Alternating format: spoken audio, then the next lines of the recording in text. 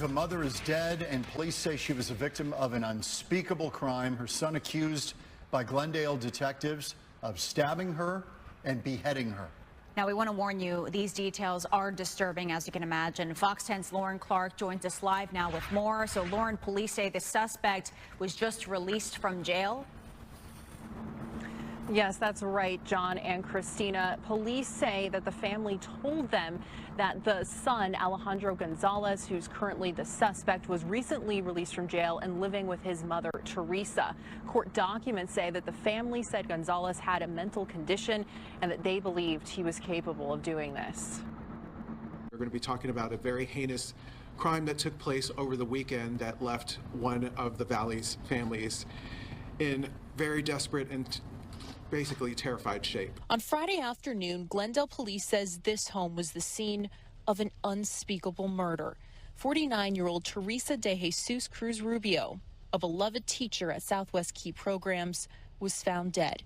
Cop cars and crime scene tape covered the street, alarming neighbors like Dora. About 12:30, 1 o'clock in the morning, officers just started showing up, and the whole street was closed off. Police say Teresa's sister was the last to talk to her late that afternoon. She was calling her to confirm she'd be at a family gathering, which was supposed to be Teresa's surprise birthday party. But when she didn't show, family became worried. They finally got inside her locked home near 43rd Avenue and Bethany Home Road with the help of a locksmith around 11 p.m. That's when they made the gruesome discovery. The 911 caller stated that a family member was inside of the house and was deceased, and that the victim's head had been cut off. Brian Hoskin with Glendale PD says officers found the victim under a blanket with multiple stab wounds. Officers noticed the shower was still running and a bloody kitchen knife was in the sink. Teresa's sister told officers her burgundy GMC Yukon she gave Teresa to use was missing. Fox 10 obtained this video of the SUV captured by a neighbor's Ring video leaving the home in the late afternoon.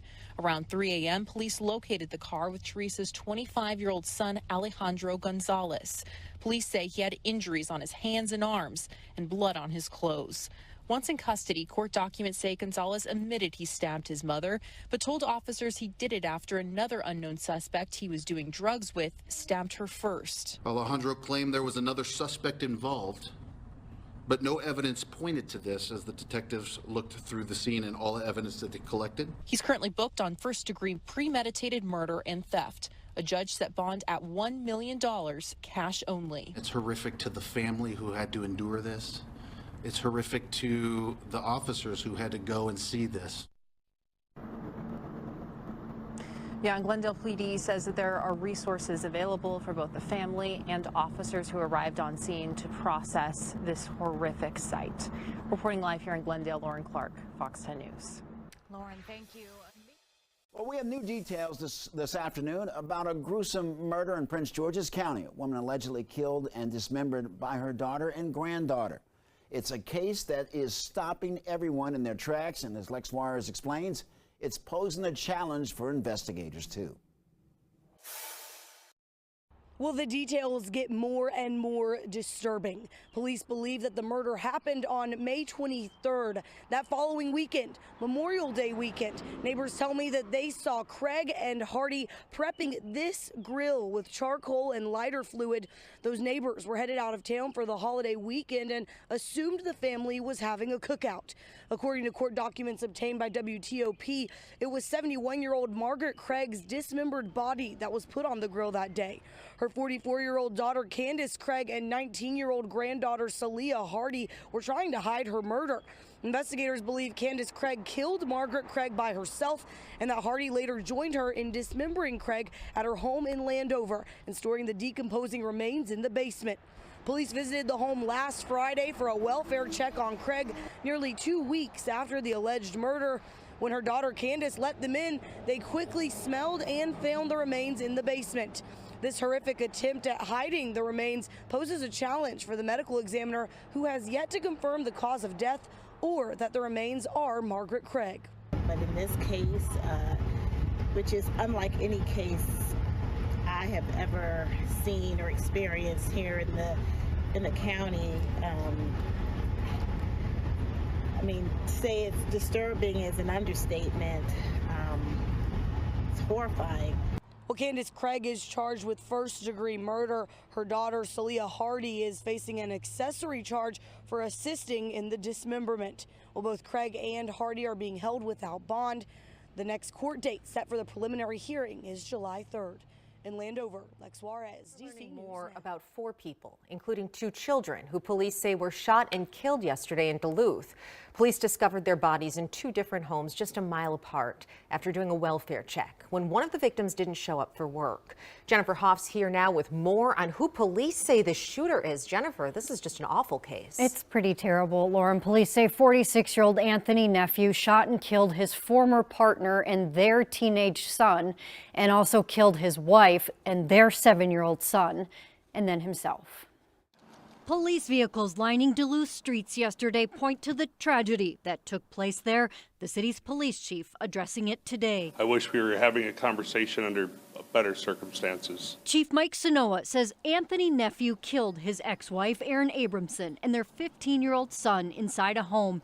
He's then accused of killing his current wife, their 7-year-old son, and himself at another home a few minutes away. Officers first responding after Abramson didn't show up for work at the Environmental Services Division for the nearby city of Superior. She dedicated her life and her work to protecting public health in Superior and the North Woods of Wisconsin, and to protecting the health of Lake Superior. She's going to be very dearly missed for her work and her personality. When asked about a motive, the chief would only say Nephew had a pattern of mental health issues, who's quoted in a local newspaper just 3 years ago, calling for better mental health care after Nephew said he had a breakdown, calling that the best end result, when it can also lead to homicide and suicide. Our thoughts and prayers go out to the family, friends, and loved ones of the 4 victims in this tragic incident, as this is a senseless and tragic event. And this tragedy happening just a little over 2 years after what was called Duluth's worst killing in 30 years, when a man killed his aunt, uncle, and their 2 kids before taking his own life. Records show neither him or Nephew in this case had a criminal history, but clearly they were struggling. So if you know somebody who needs any kind of help, we have posted several resources at care11.com. Lauren? Jennifer, thank you. Sometimes you may not want your kids, but is it right to just burn them alive and kill them? This mother in Orlando set her kids on fire. This is video of her purchasing gas in a water jug after her man found out that he wasn't the father. No way. As she was hoping to get child support from the father, but since the father isn't the father because of a DNA test says negative, this mom didn't care. This mom didn't want to go through that. She thought she could get that bag, but that wasn't the case. So she killed them. Well, after an investigation, the Orange County Sheriff's Office arrived to the home and investigated. Crime scene investigators and homicide detectives concluded that Esther Thielus is responsible. They will charge her with first-degree murder for one of her children getting killed and injuring the other after this fire. On August 26, this is video of Esther Thielus, 26, age 26. She is the mother who intentionally set fire to her kids earlier August. This is video.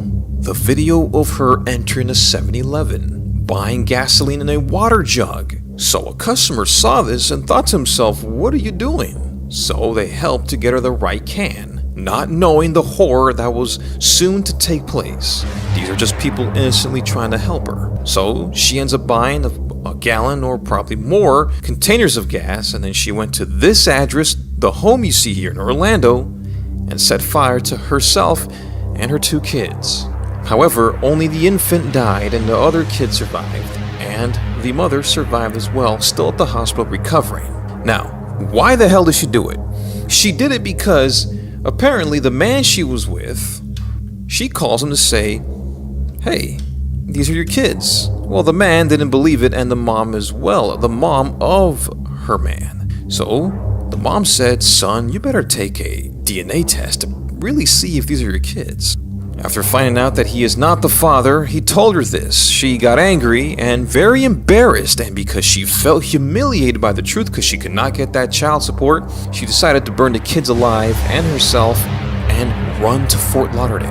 After her getting humiliated, knowing that she can't get that bag and child support free money, and tried to escape to Fort Lauderdale, where she was captured, and now she still remains at the hospital recovering. Well, after an investigation, the Orange County Sheriff's Office arrived to the home and investigated. Crime scene investigators and homicide detectives concluded that Esther Thielus is responsible. They will charge her with first-degree murder for one of her children getting killed and injuring the other after this fire. A weird and crazy world where moms are turning on their kids. Is this the end of the world? It may just be.